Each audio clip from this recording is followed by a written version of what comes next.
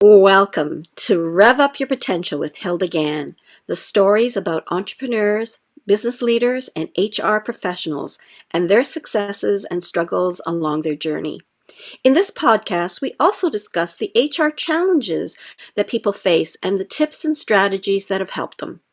If you love to learn through storytelling, join us. Hilda Gann, welcome to Rev Up Your Potential.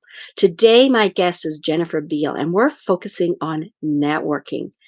Whether you're a professional career person, a person who is an entrepreneur, a business, an executive person, you always need to build up your ability to network. So we're in for some real tips and strategies and a great conversation with Jennifer. Jennifer, welcome, and I'll introduce you.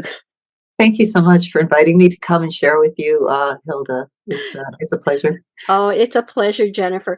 Jennifer is an award-winning business networking expert, like truly amazing. I first stumbled into Jennifer Beale because there was an event called the Annual Summer Bash. I'm sorry I can't meet with you that day. I'm going to the Annual Summer Bash. And another person I'm talking to says the same thing. He said, "What is this Annual Summer Bash?" And Jennifer has been hosting this thing in August of every year. Jennifer, tell us about this networking annual summer bash. It was really interesting. My first year of business, I kind of didn't like, I was shy. If you knew me like 20 years ago, I was really shy.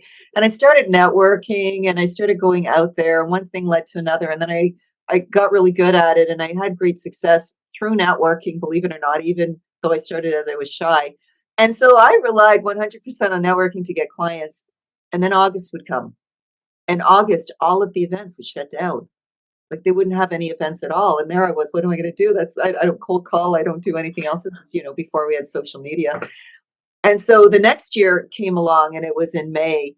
And I received a call in the afternoon saying, "You have won appetizers for everybody in your office. Come down to our restaurant and we'll feed you all."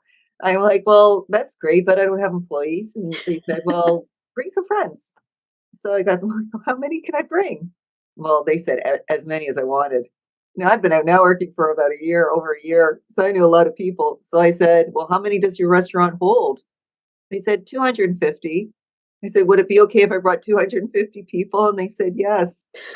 So then I planned it for the August, knowing everybody was going to shut down, and I had this big first event, and it was sold out. There was 250 people. We were sold out. It was a huge lineup for people to get into, and they supplied the appetizers, and it was a lot of fun. And then I just kept doing it. So I've done them for 18 years. I've been doing the summer networking bash. We've had as many as 1,000 people.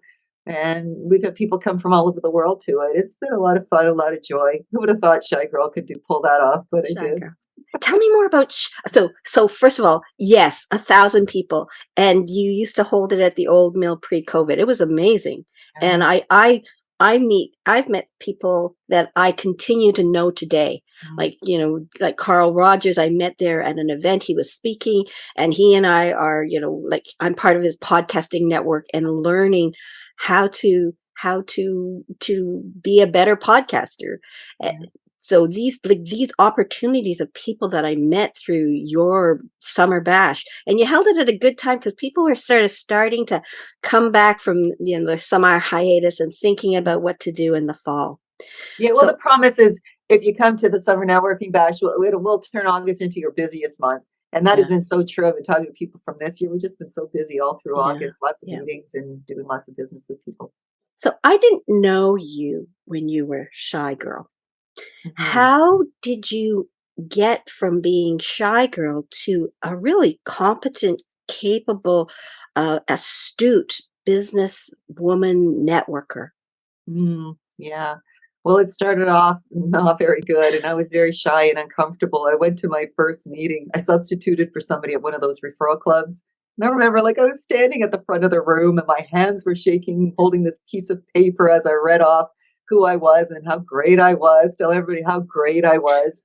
And I showed up late to the meeting too, which was like being shy. Everybody's staring at you, giving you the eye, like, oh, that's not a good way to build a good first impression, and certainly standing up feeling so awkward. And I remember leaving, Hilda, like I just remember leaving going, this felt awful. I didn't like this at all. I go, I don't want to do this. That's humiliating. I felt humiliated when I left.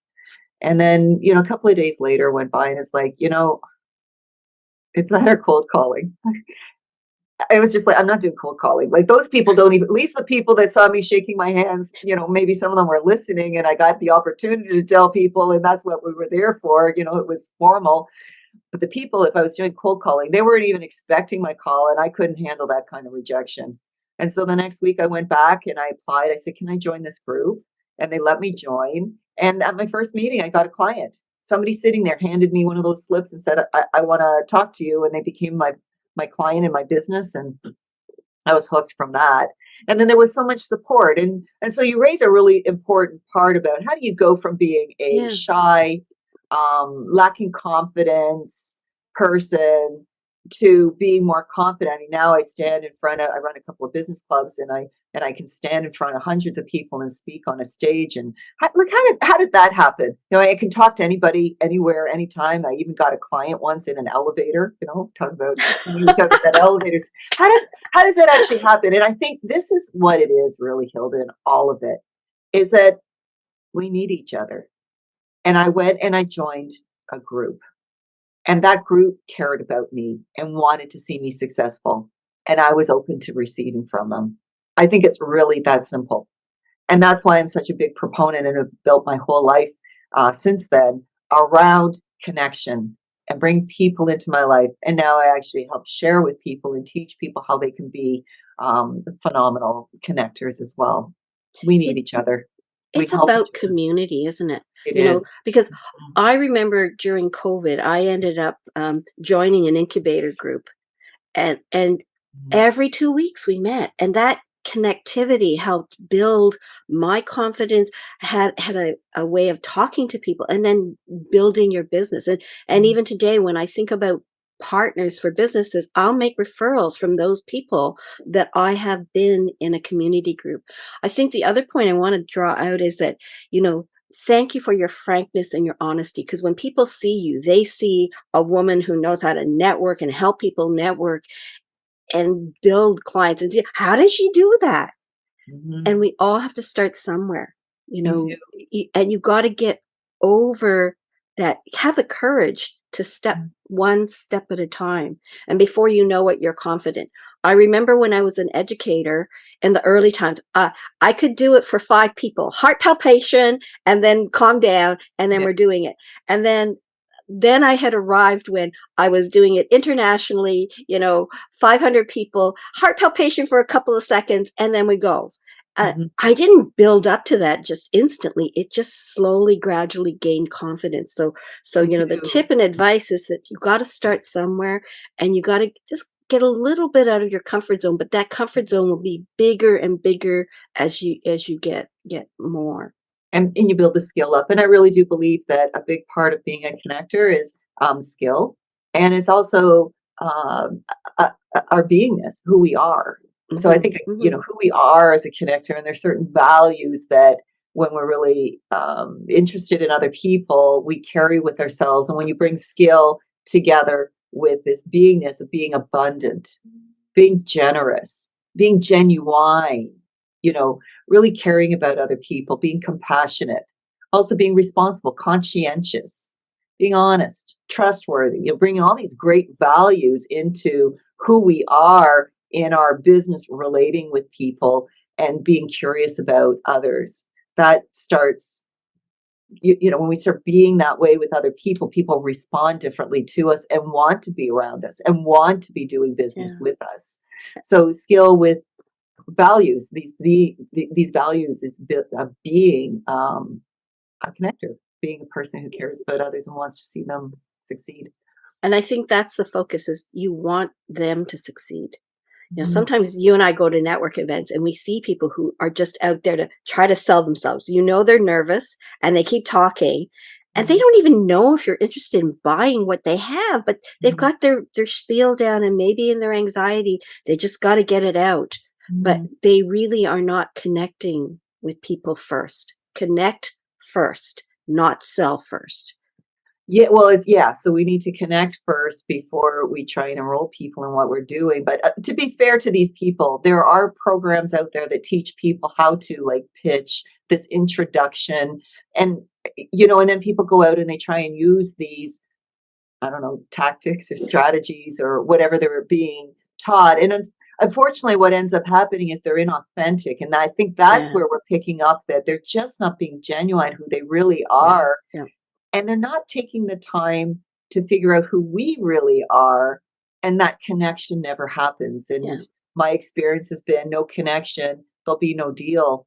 Right, We need right. to build that relationship first Yeah. before we start entering into doing And, business together. and I think that's an important tip to people. I think they're in their learning curve of gaining confidence networking, and they've attended these sessions that give them a formula, and they're using that formula, but it's not giving them themselves a true reflection of who they are, so that I can know, like, and trust you.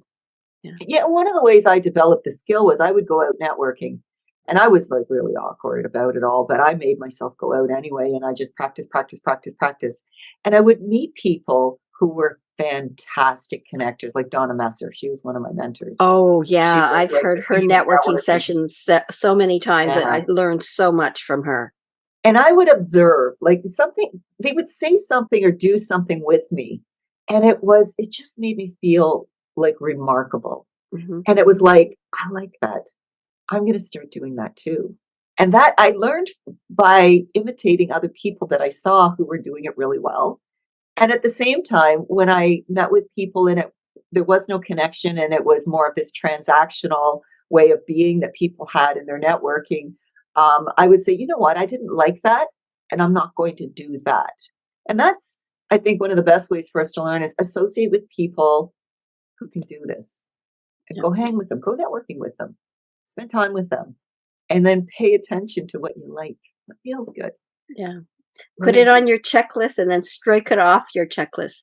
Let's go back to you were sharing about the 30 years ago and a job interview for a sales position. Share that story because I really think that's helped you be the businesswoman networker that you are. Yeah, this inspired me. I was at this job. I wanted to get into sales. I wanted to make a lot of money, but I didn't want that job. It ended up I wasn't a fit for the job. But in that interview, the interviewer tells me about this deal that he had just received $130,000 check. So this was a commission check. So that was 30 years ago. Like that was a lot of money. And he said that he had gone to Australia with his family on a trip, and his kids had picked up this sporting good thing and brought it back to Canada. They bought one, brought it back to Canada, and like everybody loved it. Everybody was freaking out about it and enjoying it and stuff. So, because he was in sales, he showed it to a buyer of a department store, and the buyer of the department store loved it and decided that they would import it into Canada. And so he made the connection between the seller over in Australia and the buyer at the department store here in Canada. And he negotiated in such a way that he got a piece of the action. And that piece of the action was a $130,000 check. Nice, so And, nice. and what I loved about that was he didn't have to write a purchase order. He didn't have to buy all the inventory and then resell it to the department store. He was the connector. And I remember being in awe going, I want to learn how to do that. I didn't know how to do it, but I wanted to learn how to match people up like that for big deals and take a piece of the action, wherever I could. So Well, that's what I that created the lesson company. obviously stuck with you and you figured out the formula. I know that you help people and you have done big deals yourself. Do you want to talk about some of those things and how that comes to how like people are saying, how did she do that? How What did do you she do do? that? Well, it was about 18 years ago when I took a training. I was so enthralled by this training that I decided I wanted to bring it to Canada, and I worked out a deal with the trainer and helped them make between $1 million and $2 million over the course of a couple of years, and they paid me as a rainmaker. So I got paid based on that. It wasn't $130,000 all at once. But that's where I learned how to do it. And I think I was really blessed that I got out the gates with somebody who was very honest and genuine and generous. and took really good care of me in doing it. And then I set out to try and do that again and again and again and again and again. And most recently, I made a connection after my summer event this past August. The day after the event, I connected two people together, one of the attendees that was there. And within 2 weeks, that attendee had secured an almost $100,000 deal. So Nice. from introduction to close was 2 weeks because I'd made an introduction with somebody who trusted me, and I introduced the two of them together and said, "You can trust this person as a supplier." And so the deal was done that fast. That's probably one of my most recent big successes, and nothing feels better. Like there is nothing I love better than when I connect two people up and they start doing business together. It's It's just a good so feeling. good. It's a good It feeling. is so good. Mhm. One of the things that I know when you've got a 10% club, and one of the things that you share with people when they're, especially when they're first time, they see the slide of how you funnel and bring, to close deals. And I Right. think one of the things that always strikes me is the statistics with regards to referrals. We can go with the cold line, but it's a numbers game. But Mhm. with referrals, there's a higher probability of getting and closing a deal. Talk about that a bit more, Jennifer. Yeah, you're talking about the difference between marketing and having referral partners. Correct. Yeah. So when you're looking at marketing, you're going out to people that you don't know. You don't know them. So it's cold traffic. You still have to warm them up. And the stats are something like the closing rate on or the conversion rate on something like that would be 0.01 to 1%, where you like actually, maybe get a meeting from people. So it's a numbers game. The numbers are gargantuan if you're an Mhm. ambitious business owner and want to do a lot of business.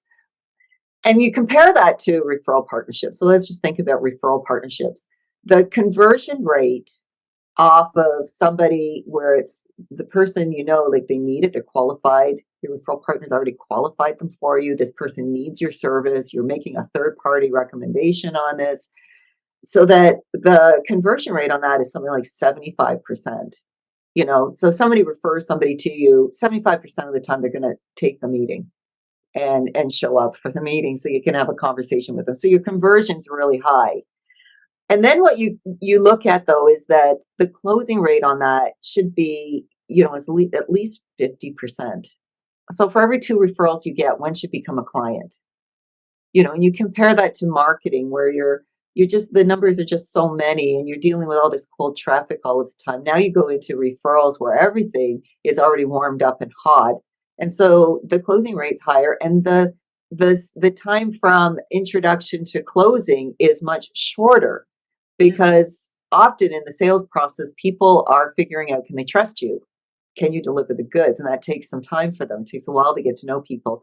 Having somebody else recommend you, refer you, it's going to shorten that substantially. And then you don't have to spend so much time out there trying to get visibility before millions of people, with your marketing.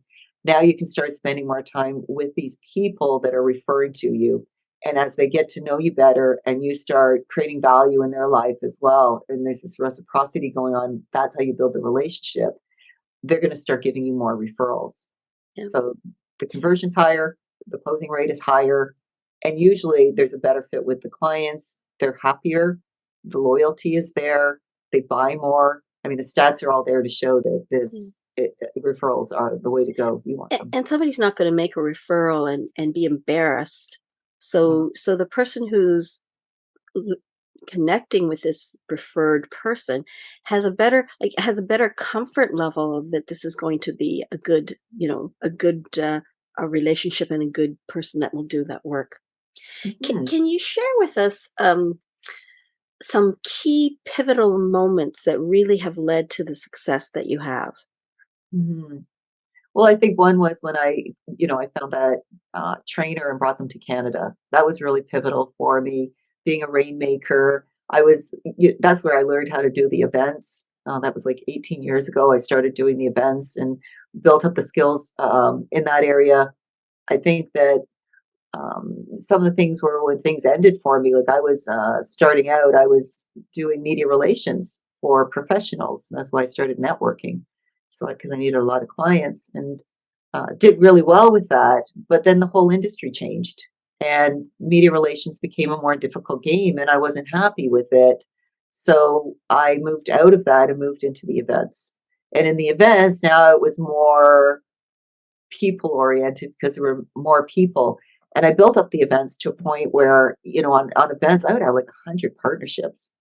I'm with like in a 3-4 month period of time, I'm building these partnerships, and I'm creating an event that's going to serve them in great ways. And that was a lot of fun for me. And I think that's where I developed a lot of my connection abilities was through those partnerships. And I really appreciate all those people that, every year I go, this is my vision. And then people say, okay, I'm in. And then we'd go in there and we'd create it together. And that was fine. And then I think third thing that shifted the opportunities was COVID. Yeah, I was The going to whole ask that world shutting question. down, and I couldn't do those events anymore. And so that shut it overnight in March 2020, and immediately because for me, I'm always in appointments. My default setting is I've got to have a full calendar of appointments booked, and so I kept doing that when COVID started, and I reached out to people in my network. I said, "What are you doing? Can we make money right now?" And for those that were important for the success of the economy in early COVID, we made money together, and I allowed people to pay me based on results, and that felt really good, and actually helped somebody in April 2020 make $66,000 in 1 week from doing this.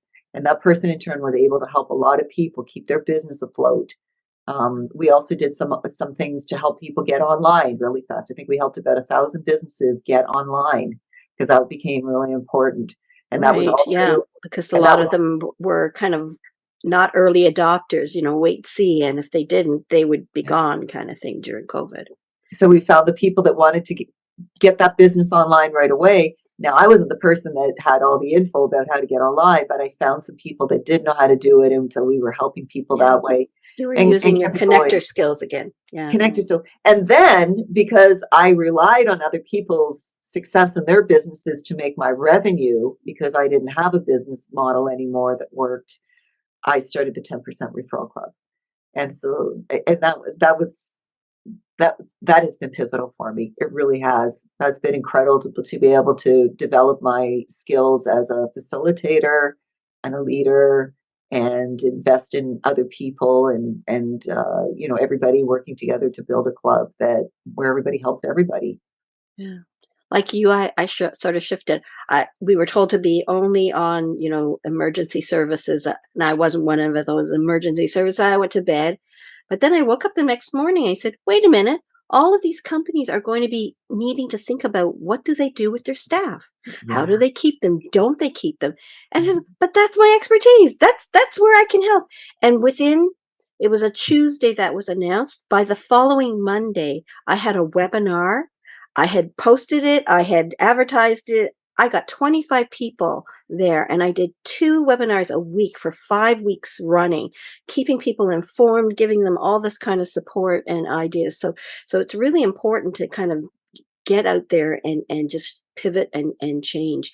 What And also I wanted, just to your point there, Hilda, I mean, if you look at what you did was you were connecting people. Yeah, You were connecting people to other people. You were connecting people to ideas. You were keeping the people connected to everybody else at a time when everybody was so isolated and right. some people quite frightened and uncertain about what to do. Yeah. And so you're also a connector, and so this ability to be a connector, we don't stop for anything Yeah. in any situation. We'll go in and we'll connect. And that's a skill to have to be able to be vibrant in any economy, I believe. And I think the messaging is you go and do that, not because you have this bottom line, I'm going to make money in mind, is that I want to help you. The byproduct is that the connections will come, the money will come. People that I've networked with, like they were in their growth stages. They're at a point now 5 years later where they're grown to a point where their clients now need an HR specialist, and they say, you can't go wrong. I've got to recommend you to Hilda. She'll take care of you, right? And so I'm getting these phone calls from people from 5 years ago because they've got a client now that they're going to refer. So this is that kind of, pay it forward, when you're doing something, you pay it forward. Yeah, I think the number one skill of a connector is that we create and we add value. And in any situation, just look around and create. I discovered in all of this that creativity is the antidote to fear. It's not courage or anything, it's creativity. And I would get in my here and I would create all kinds of things, and you were creating webinars. We don't have time to be afraid when we're creating, and it's a wonderful place to be. And then add value. So create value, add value into people's lives, make it accessible for So people just to put connect. one foot forward. It's not asking you to take a leap, right? If you put one Yeah. foot forward, it's not quite so scary. And before you know it, you've climbed halfway up to achieve something that you didn't even know you could do earlier. And the benefit of all of that was staying connected to Yeah. Oh, people for in the sure. marketplace. And there's a lot of studies that are out there from the neuroscientists that are showing that it's disconnection, being isolated and disconnected is leading to our health problems. Oh, It's yeah, for leading to sure. mental health problems. Somebody recently told me before COVID, it was 1 in 5 people had anxiety. During Yeah. COVID, 2 in 5 people had anxiety. And now after COVID, 3 in 5 people have unmanageable anxiety. And I believe that this, if the neuroscientists are correct, it's coming from this disconnection. Because, we've got these things, right? But the cell phones aren't giving us the kind of connection Yeah. like Yeah. being with people. And so, prove the point, I think staying connected, always stay connected to people is what we need to keep ourselves healthy and happy and enjoying life and able to have the resilience that we're going to need I, with I, any kind I of I market think that's the changing. toughest thing for people like you and I who are connectors was being virtual. Yeah. I get so much energy and joy from going to an event live. Like I got two next week, and I think the first event I went to was your event, and I was just like a kid in a candy shop. Could hardly wait to catch up with people.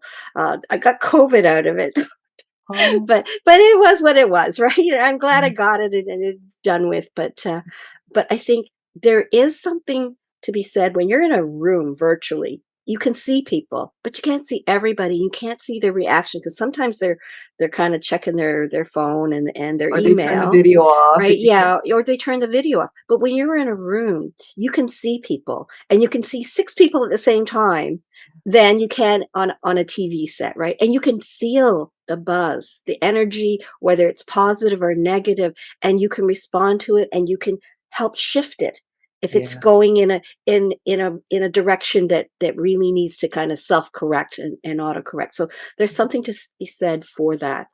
I'd I'm like to very happy that we're able to go back out to events now, Oh, I and I'm know. starting to open up that way as well myself. In Yeah. fact, my August event that we had was my this year was the first time I'd done the event in 3 years, and it was the first event I'd been to in 2.5 years. Yeah, And same I here. actually, I'm going to be honest with you, I was back being shy and socially awkward.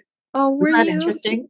Well, Yeah, I think we were all kind of trying to was like, remember what we did. how do we do this again? No, you know what I did? I went and I sat down with a group of people at a table like we were in my backyard or something and tried to have conversations like I have with my business associates when they come over for dinner, and it wasn't working for me. And I was like, what's going on? What's going on? It's like, no, this isn't the place for having the dinner conversation, long conversations. Let's get back to meeting people and let's get, moving around and connecting people through the whole room and everything. And then it became fun again.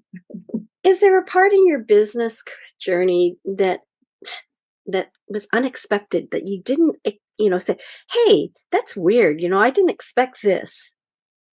Yeah, well, I think the big part is being a rainmaker and letting people pay me based on results. And, I've had people like, I've always been after that elusive deal that pays 130,000. By the way, That's I your once, retirement money, right?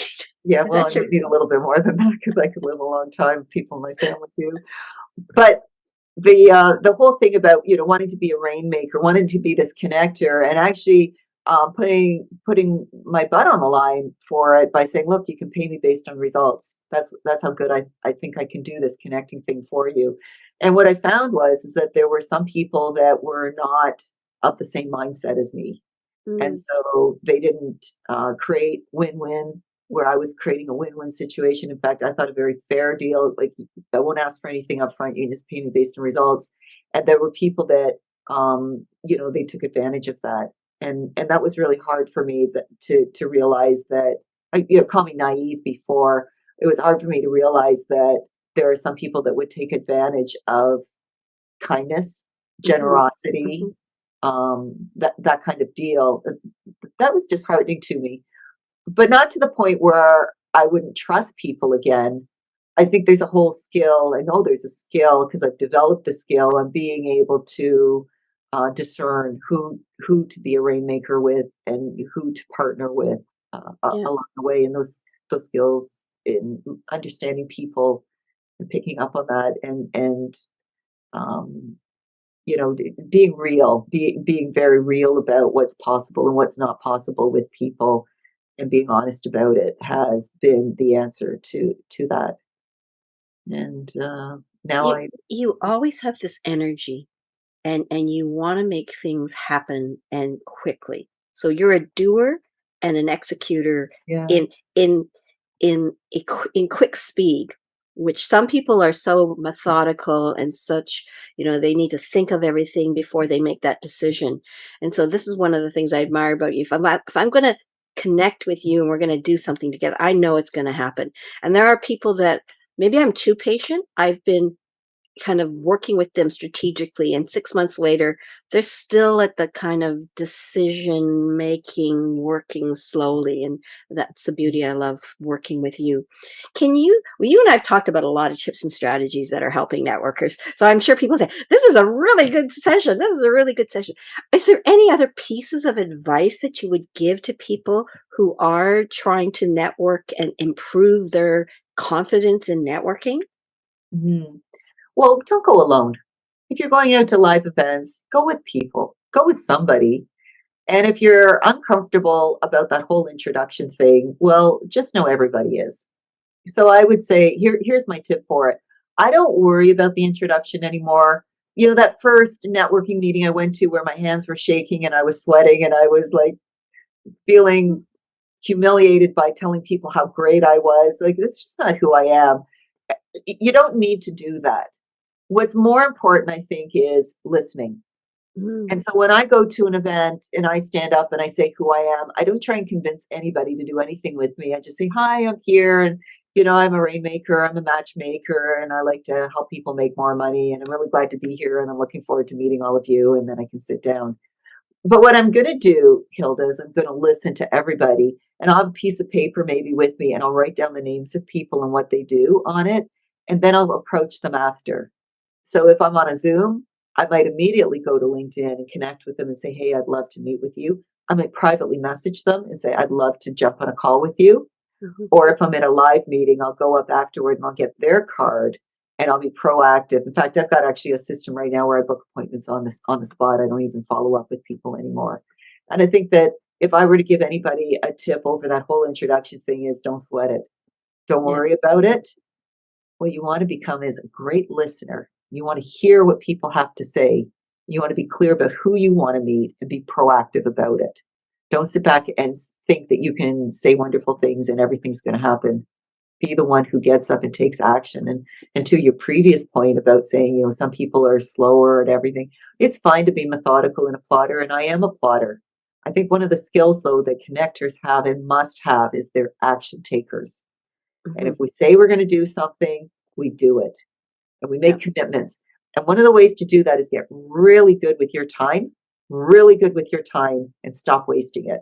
And one way, you do an inventory and start paying attention to how you spend your time every day and take a look at, is that taking you to the life you want to live? And if it is, great. But if it's not, then do something about that and start using the time better. And the other one is money. Get really good with money, really, really good with money. And those two things, if you sharpen those two things as well, I think you'll become a better connector because you're going to go toward people. Once you respect your own time, you're going to respect their time. Once you respect your own money, you're going to respect their money more. And you're going to find people who are good with money and like to make money. And that's where the action is going to happen.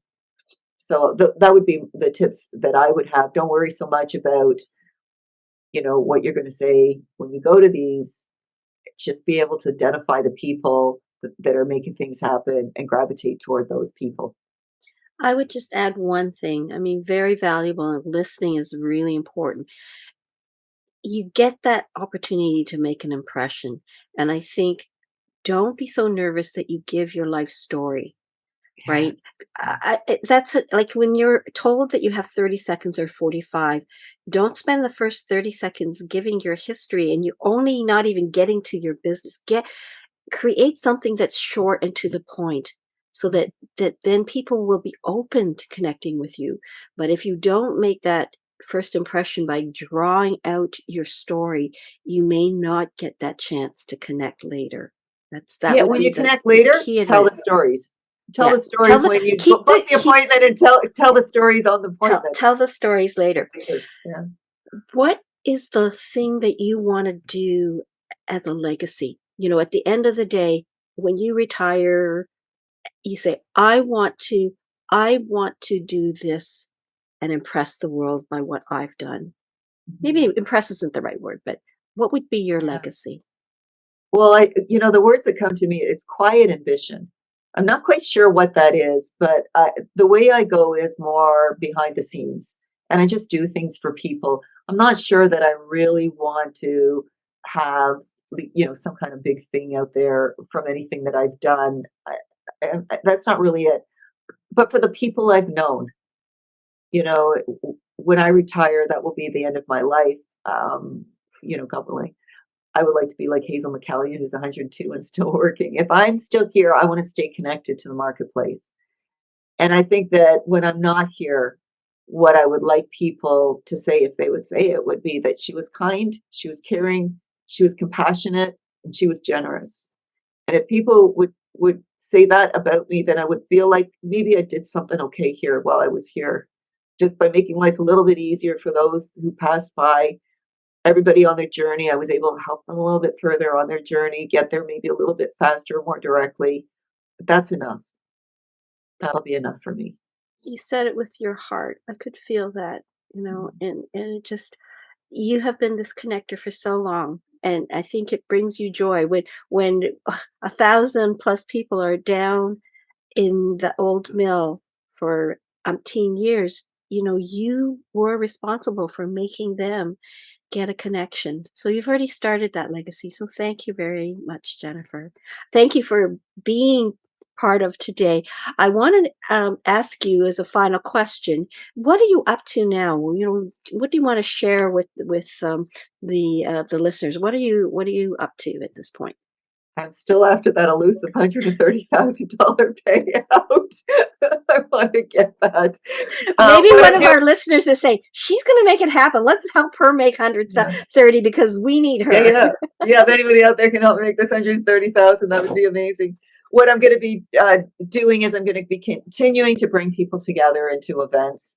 Right now, I've landed a couple of really big deals, so my focus is there, and that's more on the corporate side. So I want to be raising up the success for people who want corporate clients. So I'm building around me the partnerships and the relationships and the referral partnerships and doing collaborations with people in that whole area. I'm excited about it, and just doing my thing whatever way, and reaching the needs of people who would like to connect a little bit better, who would like to make a little bit more money or a lot more money, and have some fun doing it with genuine, generous, compassionate people. Thank you. How do people get a hold of you? I have a website called the 10% Referral Club. You can go there, 10%referralclub.com. And you can, on that site, you can book a session with me if you'd like. You book a meeting with me, or you could go directly to jenniferbeale.com and you could book an appointment with me. If anybody's out there and you really want some help with being a connector, getting more connections, referrals into your business. If you want to learn how to do all of this, then go to jenniferbeale.com and book a session with me. I'd be happy to give you some time and listen and hear more about what you're doing and see if there's some way I can connect you to people who can make it go faster. Well, Jennifer, you are the business matchmaker. You are such a networker. You've given us so many tips and insights. And when Shy Girl can become a confident networker, we all can step up our game one step at a time and gain more um, uh, joy and confidence in being networkers. So thanks, Jennifer, for joining me today. Really appreciated you being here. Thank you, Hilda, for having me. Oh, you're welcome. And I'd like to thank the listeners for taking time to listen to Jennifer and to other guests. If you like this session, give it a thumbs up, comment on it. The point of doing Rev Up Your Potential is really to help entrepreneurs, career minded people, and leaders to really learn from the success and struggles of other individuals as they go about their journey and build on their successes. So thanks a lot, everybody, for joining me, and do Rev Up Your Day. Thanks. Thank you for tuning in to Rev Up Your Potential with Hilda Gann. Be sure to like, comment, and subscribe to our podcast on YouTube and Spotify to stay up to date on our latest episodes. For HR tips, news, and strategies, or if you're interested in being a guest on our podcast, visit our website at peoplebrightconsulting.com.